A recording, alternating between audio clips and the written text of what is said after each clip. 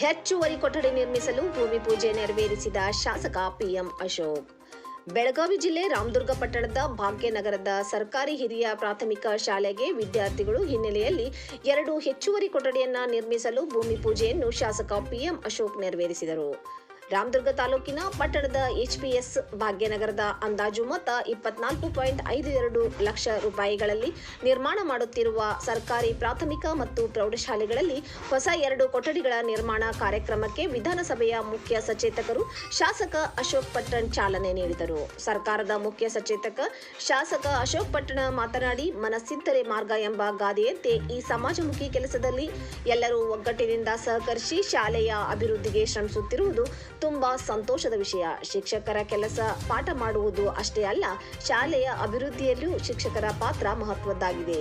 ಈ ಸಂದರ್ಭದಲ್ಲಿ ಶಿಕ್ಷಕ ವೃಂದ ಹಾಗೂ ಎಸ್ಡಿಎಂಸಿ ಸದಸ್ಯರು, ಗುರು ಹಿರಿಯರು ಉಪಸ್ಥಿತರಿದ್ದರು.